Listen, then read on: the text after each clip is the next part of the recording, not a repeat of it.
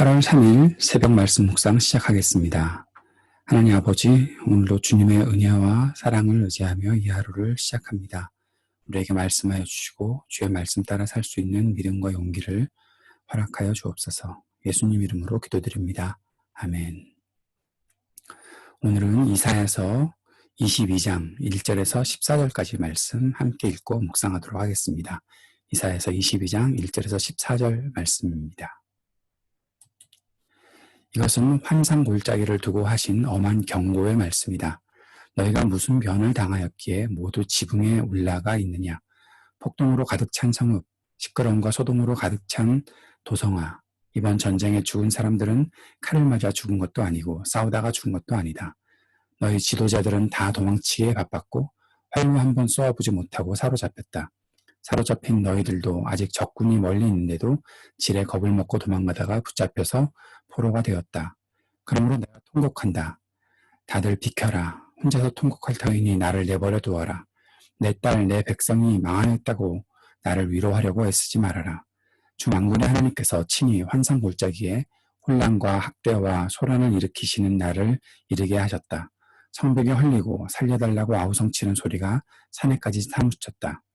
엘람 군대는 화살통을 메고 왔고 기마대와 병거대가 그들과 함께 왔으며 기르 군대는 방패를 들고 왔다.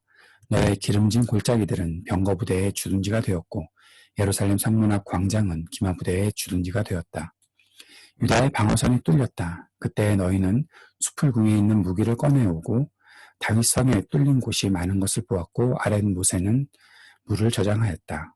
예루살렘에 있는 집의 수를 세어보고는 더러운 홈으로다가 뚫린 성벽을 막았다. 또한 옛 못에 물을 대려고 두 성벽 사이에 저수지를 만들기도 하였다. 그러나 너희는 일이 이렇게 되도록 하신 분을 의지하지 않고 이 일을 옛적부터 계획하신 분에게는 관심도 없었다. 그날에 주 만군의 하나님께서 너희에게 통곡하고 슬피 울라고 하셨다. 머리털을 밀고 상복을 몸에 두르라고 하셨다. 그런데 너희가 어떻게 하였느냐? 너희는 오히려 흥청망청 소를 잡고 양을 잡고 고기를 먹고 포도주를 마시며 내일 죽을 것이니 오늘은 먹고 마시자 하였다. 그래서 만군의 주님께서 나의 귀에 대고 말씀하셨다. 이 죄는 너희가 죽기까지 용서받지 못한다. 주 만군의 하나님께서 이렇게 말씀하셨다. 아멘. 이사야서 22장 1절에서 14절까지의 말씀은 예루살렘에 대한 경고의 말씀입니다. 환상골짜기라는 표현이 있는데 환상골짜기라는 표현은 예루살렘을 가리키는 것이죠. 성경은 예루살렘을 시온산으로 자주 묘사하지요. 열방이 모여오는 매우 중요한 곳입니다. 그런데 선지자가 이곳을 골짜기라고 말하고 있습니다. 우뚝 솟은 예루살렘이 보이는 것이 아니라 그 옆에 위치한 기드론 골짜기 또 흰놈 골짜기 등이 보인다는 것을 말하는 것입니다. 그만큼 예루살렘 성의 위엄 또 영광이 사라지고 예루살렘이 어려움을 겪고 있다는 것을 말하고 있는 것이다 볼 수 있습니다. 선지자는 예루살렘의 사람들에게 왜 지붕에 올라가 있느냐고 묻습니다. 지붕에 올라가 있다는 것은 때로는 슬픔과 고통에 잠겼다는 뜻이기도 하지만 이 본문에서는 기쁨이 있었던 것으로 표현하고 있습니다. 아마도 자신들을 공격했던 군대가 철수하는 모습들을 보면서 야, 적군이 물러간다. 그 모습을 보고 기뻐하려고 그 모습을 구경하려고 지붕에 올라간 것이 아닐까 싶은 생각이 듭니다. 시끄러움과 소동 이것이 생기와 기쁨으로 이렇게 분주한 도시의 모습을 나타내고 있는 것이죠. 그런데 지금 그들은 적군이 완전히 물러가는 것을 보고 있는 것이 아니라 잠시 물러가는 것을 보고 기뻐하고 있는 것입니다. 이제 예루살렘이 이렇게 지금 기뻐해도 되는 것인가? 완벽하게 자신들의 위기를 다 물리쳐낸 것인가? 거기에 대해서는 질문이 생길 수밖에 없는 것이죠. 자신들의 상황을 분별하지 못하고 지금 축제가 아닌 금식으로 기도해야 될 때인데 어떻게 이렇게 일을 하고 있느냐? 한탄스러운 것이 선지자의 마음이라는 것입니다. 이사야는 그런 가운데서 백성들의 비참한 종말을 보게 됩니다. 지도자들도 백성들도 모두 무너지는 모습을 보게 되는 것이죠. 그래서 이사야는 통곡합니다. 이사야는 하나님의 그 마음을 품고 눈물을 흘리며 통곡하고 있는 것입니다. 그리고 이 예언은 히스기야 시대 때 적용이 되는 것이라고 볼 수 있습니다. 히스기야 왕은 아시리아의 공격 때에 그것을 대비해서 소유했던 무기와 성벽을 점검하고 또 식수 공급 등을 점검하는 무척 중요한 것들을 잘 챙기고 대비하는 모습들을 보게 됩니다. 사람이 할 수 있는 최선을 다하고 있는 것이죠. 그런데 여기에서 한 가지 우리가 집중해서 봐야 될 말씀이 있습니다. 11절 말씀을 보십시오.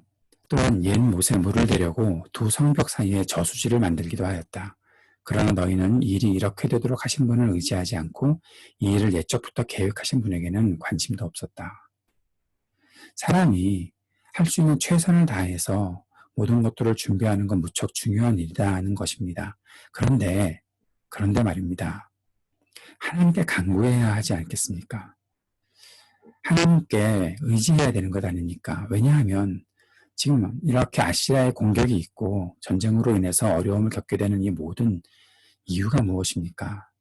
이스라엘 백성들, 유다 백성들이 죄를 범했기 때문 아닙니까? 그렇다면 하나님께서 우리를 이렇게 심판하신다라는 것에 대해서 생각하게 되었다면 지금 하나님께 나와 긍휼을 구하고 하나님을 의지해야 되는 것 아닐까? 그럼에도 불구하고 이스라엘은 지금 그렇게 하나님께 나오는 것이 아니라 자기들이 할 수 있는 최선만 다하고 준비되었다라고 생각하고 그리고 기뻐하고 있는 겁니다. 적군이 잠깐 물러간 것에 대해서. 사랑하는 여러분, 기도하는 것과 최선을 다하는 것에는 균형이 필요하다 생각합니다. 그런데 그 균형이 어떠한 순서, 더 중요한 기초, 그것이 필요한 것이 아닐까 생각을 해본다는 것이죠. 사람이 최선을 다한 이후에 기도하면 하나님, 내가 이렇게 최선 다했으니까 이렇게 해주세요. 내 뜻을 더 앞세우는 일들이 생기지 않을까? 그런 생각을 해봅니다. 먼저 기도해야 하지 않을까요? 기도하면서 하나님의 뜻에 맞게 내가 할 수 있는 일들을 해야 되는 것이 아닐까요? 그런 생각을 해보게 된다는 것이죠. 하나님께 기도하며 하나님의 뜻을 깨닫고 그리고 최선을 다하는 것이 믿음의 바른 태도다라고 생각할 수 있는 것입니다. 사람들은 자신들의 힘으로 전쟁을 대비할 수 있었다고 생각하자 하나님께 대해서 관심을 갖지 않는 이 유다 백성들의 모습이 있는 것이죠. 회개와 탄식으로 하나님 앞에 간구하는 것은 있고 흥청망청 잔치를 벌이고 술판을 벌이는 그들의 모습, 결국 하나님께서는 그들을 용서하지 않겠다라고 말씀하시는 것입니다. 우리에게 하나님을 경외하는 신앙의 삶이 회복되어야 하겠습니다.